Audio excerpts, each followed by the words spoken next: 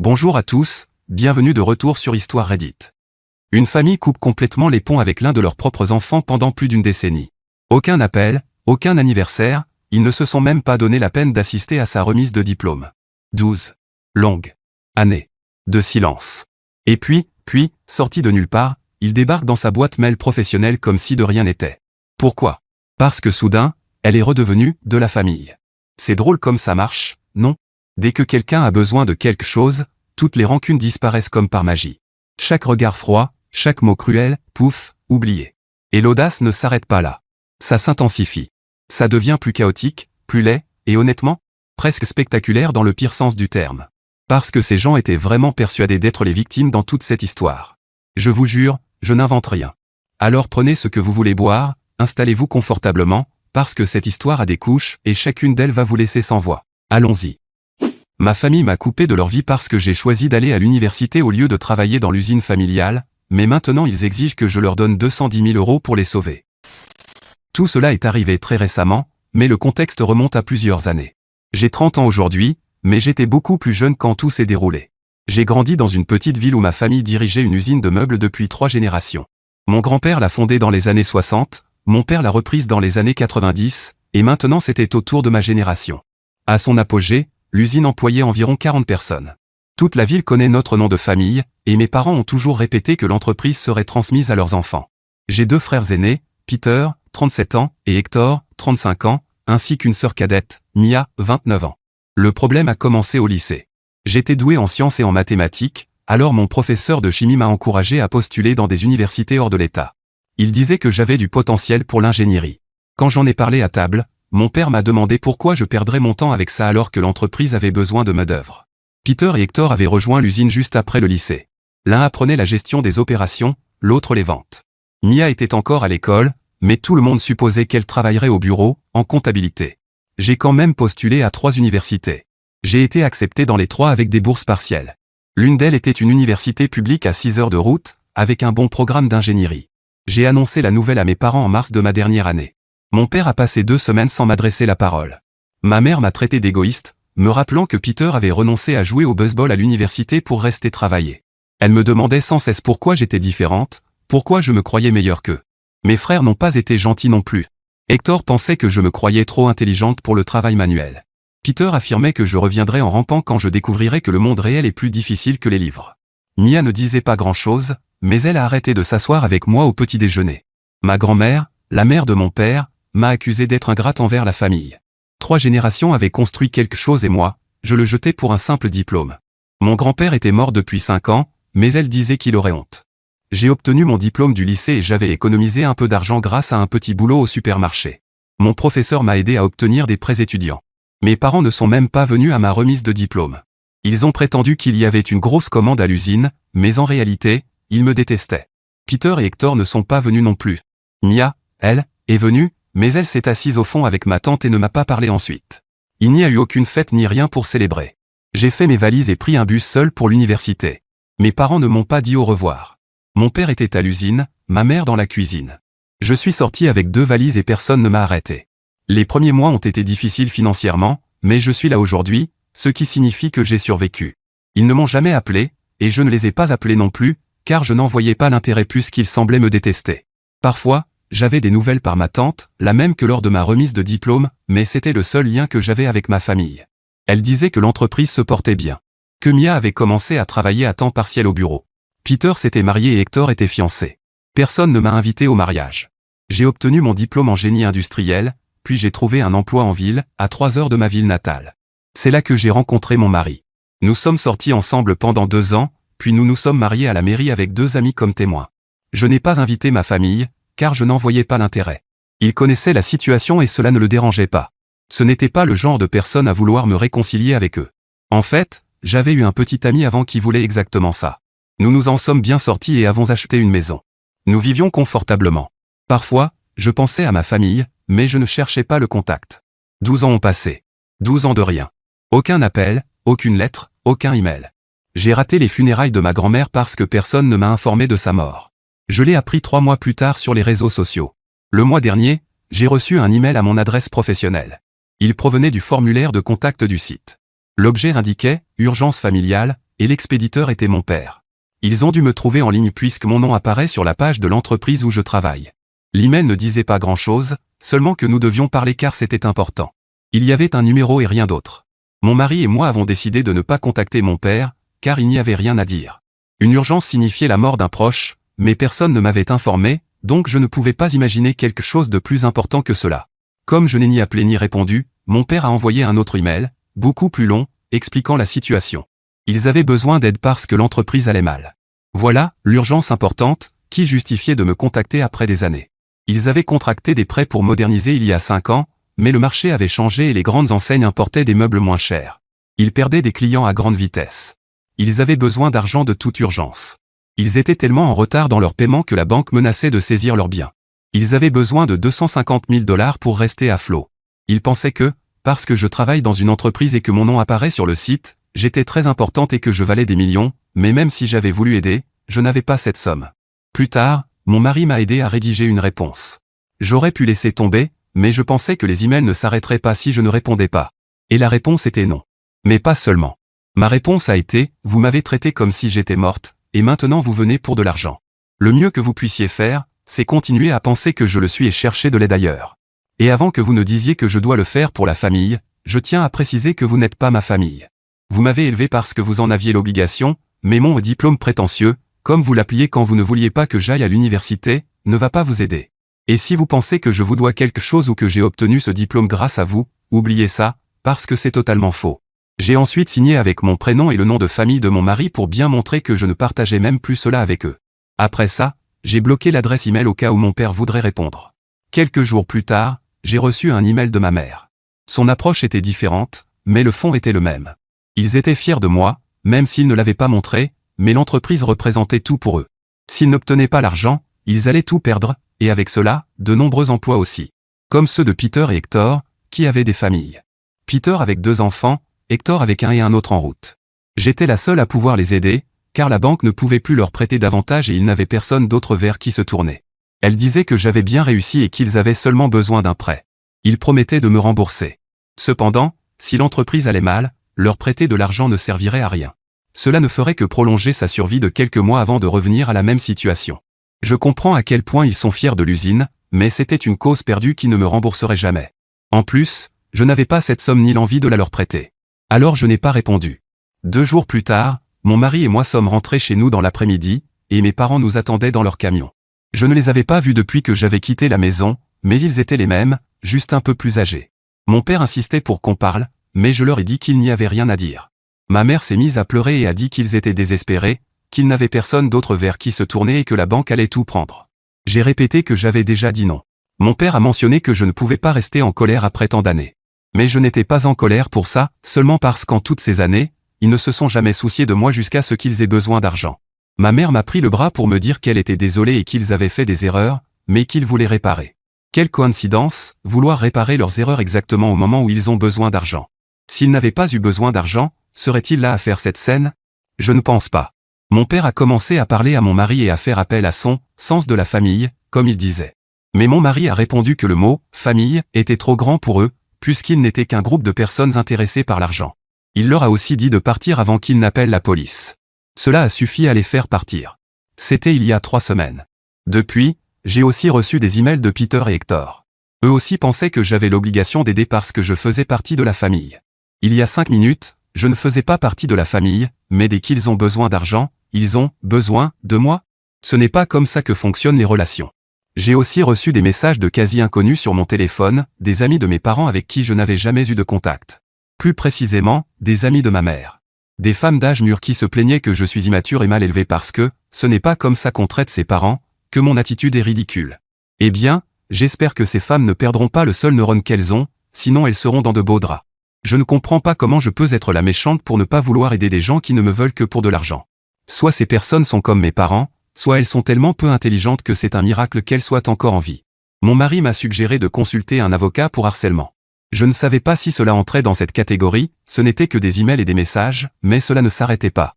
Tous les quelques jours, quelque chose de nouveau. Ma tante, celle qui me donnait des nouvelles, était la seule personne censée dans toute cette famille. De mes parents, je pouvais m'y attendre, mais le genre de personnes qui les défendent me laisse sans voix. Je ne leur dois rien et je ne vais pas être la personne la plus mature qui leur donne de l'argent que je n'ai pas, juste pour m'entendre avec eux. Je n'ai pas besoin de leur amour et je ne suis pas un paillasson. Eddie, oui, je suis aussi surprise par le nombre de femmes qui projettent. Elles doivent être comme mes parents, donc leurs enfants ne les aiment probablement pas non plus, et elles trouvent en moi un moyen de se défouler. C'est la seule façon pour moi de comprendre pourquoi elles sont de leur côté et aussi impliquées dans mes problèmes. J'en connais même une qui n'a écrit que des insultes tout en travaillant avec l'église, ce qui est encore plus comique si ce n'était pas triste. J'ai réfléchi à la façon dont le harcèlement a commencé puisque nous parlons à un avocat. Je pense que mes parents ont perdu mon numéro pendant toutes ces années et ne l'ont retrouvé que pour me mettre la pression. C'est pour ça qu'ils ont commencé par un email. Ça montre à quel point ils tiennent à moi en tant que personne. Mise à jour 1. Merci pour votre soutien, je l'apprécie vraiment. Reddit semble être un bon endroit pour publier ce genre de choses, parce que sur Facebook, je n'ai reçu que des messages haineux de personnes religieuses parlant de l'importance de la famille et m'insultant. C'est le genre de personnes qui seraient amies avec mes parents, le type d'amis qui m'ont envoyé les messages dont j'ai parlé dans mon précédent post. Mon mari et moi avons discuté de l'option légale, comme je vous l'ai déjà dit dans un edit. 2 semaines après la publication, nous avons rencontré un avocat. Nous ne savions pas que tout ce que faisaient mes parents pouvait être considéré comme du harcèlement, nous pensions à des choses plus graves, mais l'avocat nous a expliqué que c'en était, s'ils continuaient après qu'on leur demande de se calmer. Elle a proposé d'envoyer des lettres de mise en demeure à tous ceux qui m'avaient écrit. Nous pouvions aussi demander une ordonnance restrictive si mes parents revenaient. La consultation et le dépôt du dossier ont coûté 300 $. Puis mes parents sont revenus chez nous. Je ne comprends pas comment ils ont vu notre maison et pensent que nous avons 250 000 $ qui traînent. Nous vivons confortablement, nous n'avons pas de grosses dettes et nous partons en vacances, mais cette somme est dans une toute autre catégorie. Mon mari a ouvert la porte, et quand il l'a fait, il a vu mes parents avec des dossiers. Mon père a demandé poliment s'il pouvait entrer. Mon mari a refusé poliment, il ne pouvait pas être là et cela violait notre demande de cesser tout contact. Mon père a affirmé qu'ils avaient conduit pendant des heures, mais mon mari a répondu que j'avais déjà été clair. Il a commencé à fermer la porte et mon père a mis sa main sur la porte. Mon mari jure qu'il ne l'a pas vu faire, et je le crois. Nous ne cherchons pas à être violents avec eux, même si certaines personnes dans les commentaires disaient qu'ils le méritaient. Résultat, les doigts de mon père se sont retrouvés coincés. Ils n'étaient pas cassés, mais sûrement très douloureux. Il a menacé de nous poursuivre pour agression, et nous avons proposé d'appeler la police immédiatement, avec notre mise en demeure. Ce n'est pas une ordonnance restrictive, mais c'est suffisant pour que la police sache que nous ne voulions pas de contact avec eux. Ils ne les arrêteraient pas, mais cela prouverait notre version. Mon père continuait à crier qu'il allait nous poursuivre et que ce serait pour plus que l'argent dont ils avaient besoin. Ma mère a essayé de le calmer et lui a demandé d'arrêter de se disputer pour qu'on puisse parler. Mon mari leur a demandé de quitter la maison ou d'appeler la police pour qu'elle fasse l'intermédiaire. Ma mère a été la plus raisonnable et lui a demandé de partir, mais mon père a fait une crise, a jeté tous les dossiers, puis ils sont partis. C'est là que nous avons pu voir ce qu'il y avait dans les dossiers. C'était en gros un plan de restructuration. Pas parce que je m'y connais, mais parce que mon mari l'a montré à un ami qui travaille dans ce domaine. C'était le plan expliquant comment mon prêt leur permettrait de se redresser et de se rétablir en quelques années, mais selon la personne compétente, les chiffres étaient très exagérés. Ils auraient dû connaître une croissance spectaculaire, bien au-delà de ce que l'entreprise avait jamais connu. Pendant une semaine, nous n'avons rien entendu et j'ai pensé que la menace de procès de mon père était oubliée. Puis ma tante m'a appelé. Mon père avait effectivement consulté des avocats pour nous poursuivre en dommages, mais le seul avocat prêt à prendre l'affaire disait qu'il pourrait lui obtenir au mieux 8 000 $. Les autres leur ont dit qu'ils n'avaient aucun dossier valable s'ils s'étaient présentés chez nous après une mise en demeure, avec en plus leur historique de harcèlement. J'ai aussi appris qu'en ville, on parlait beaucoup de mes parents et que le nom de famille n'était plus bien vu. Au moins, mon post Facebook a eu un effet important, car jusque-là, je n'avais reçu que des attaques de personnes religieuses et de femmes prétentieuses. 2 jours plus tard, j'ai reçu un message de Mia sur un autre réseau social. C'est la seule avec qui je n'avais eu aucun contact pendant tout ce temps. Elle était aussi la seule à présenter des excuses sincères sans mentionner l'argent. Ce message m'a fait hésiter. Mia avait 16 ans quand je suis parti, c'était une adolescente. Elle n'a pas décidé de me couper, mais elle ne m'a pas non plus cherché pendant 12 ans. Je ne peux pas lui faire confiance non plus. La semaine dernière, j'ai appris que l'usine avait fermé. Ma tante m'a envoyé un article du journal local sur la fermeture après 60 ans. Il disait qu'ils avaient déclaré faillite et que la banque avait saisi le bâtiment et les équipements. J'ai été triste pour certaines personnes qui ont perdu leur emploi et parce que l'usine était un pilier de l'économie locale. Mais je ne me sens toujours pas responsable, car ce n'était pas ma responsabilité qu'elle fasse faillite. Et même si j'avais accepté d'aider, je n'avais pas 250 000 $, qui était le minimum nécessaire. Selon le plan de sauvetage dans les dossiers, ces 250 000 $ leur auraient permis d'obtenir une ligne de crédit, ce qui était très incertain selon l'expert. C'était vraiment le strict minimum. Ils ont cité mon père, nous avons tout essayé, ce qui inclut apparemment le harcèlement de la fille avec qui il n'avait plus de contact depuis des années.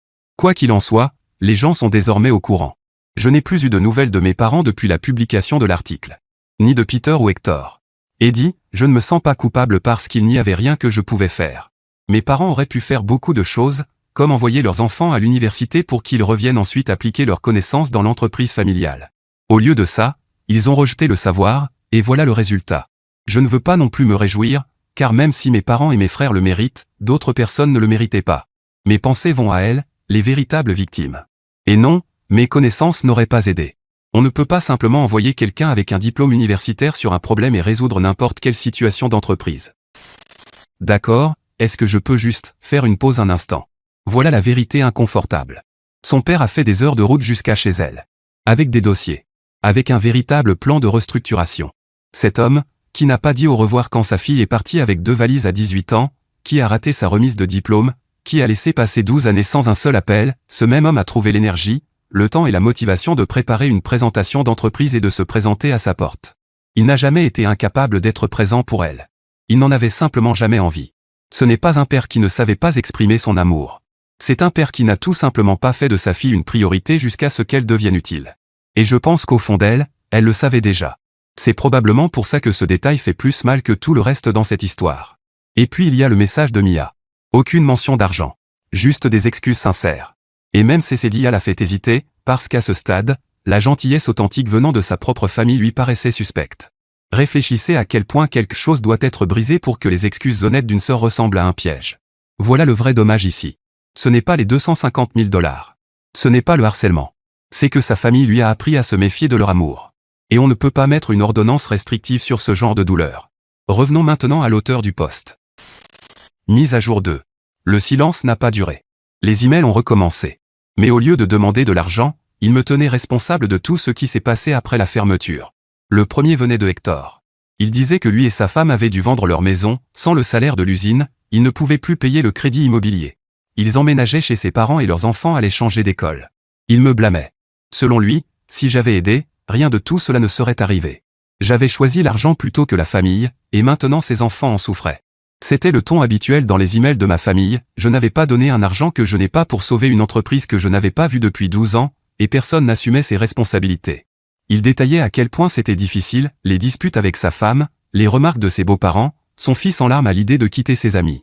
Je veux que tu saches ce que tu nous as fait, a-t-il conclu. Je n'ai pas répondu. Une semaine plus tard, Peter m'a écrit. Il disait qu'il avait dû accepter un emploi dans un entrepôt à 2 villes de là. Le salaire était inférieur à celui qu'il avait à l'usine. Sa femme avait dû reprendre le travail alors que leur plus jeune enfant n'avait que 6 mois.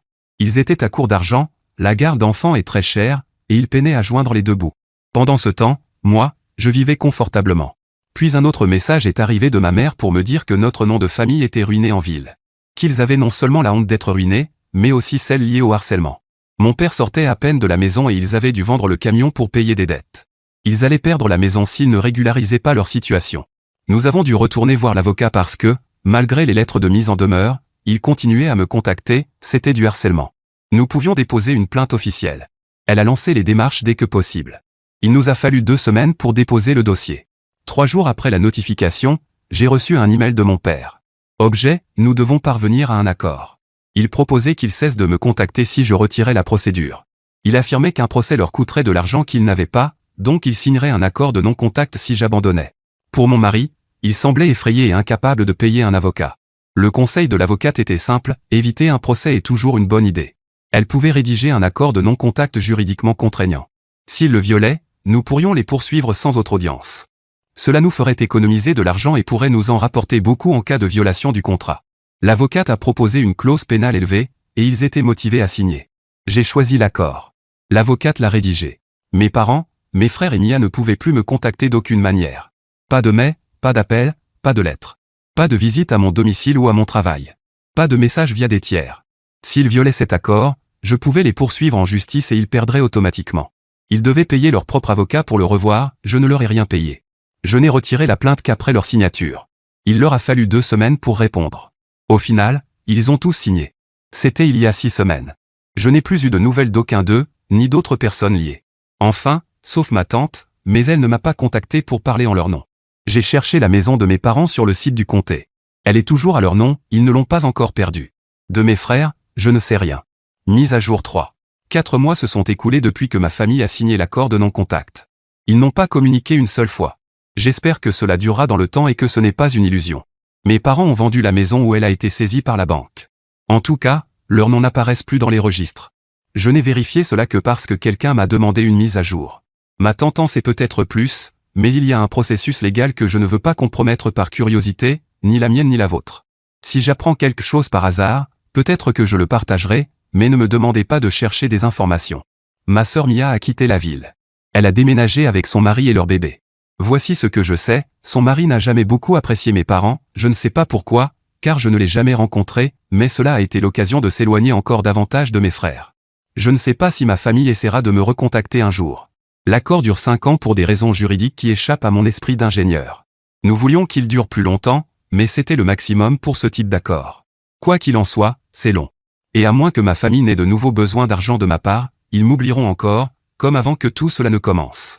Eddie, si je commence à poser des questions, ils peuvent utiliser cela comme un moyen de me contacter sans violer l'accord.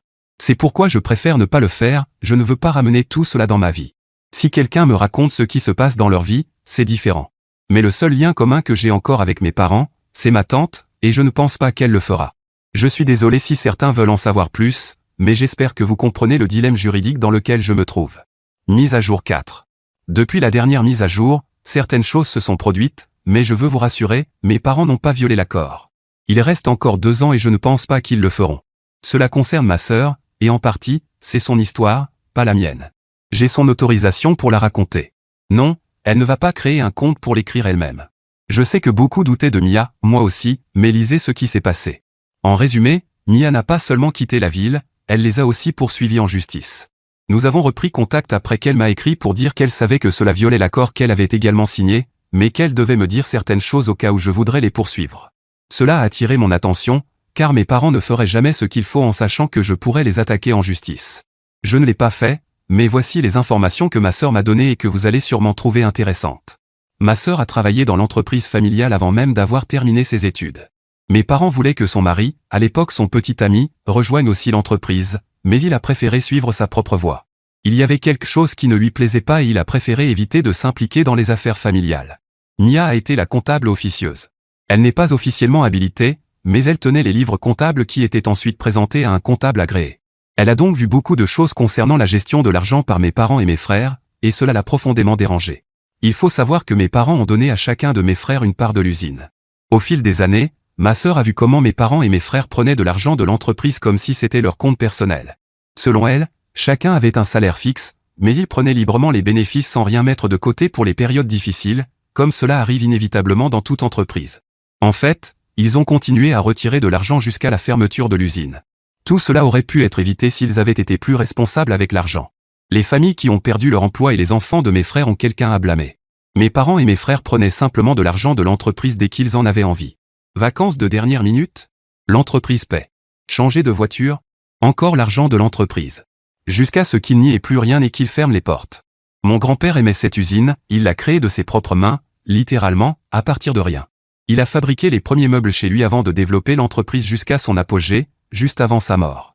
Mais mes parents ne sont jamais allés à l'université, pas plus que mes frères, et ils n'étaient pas qualifiés pour ce travail. Mon grand-père non plus n'y est pas allé, mais il connaissait la valeur du travail. Je ne sais pas dans quelle mesure ma grand-mère était au courant de tout cela. C'est sur cette base que ma sœur a intenté un procès. En tant qu'associée de l'entreprise familiale, elle a poursuivi mes parents et mes frères pour détournement de fonds.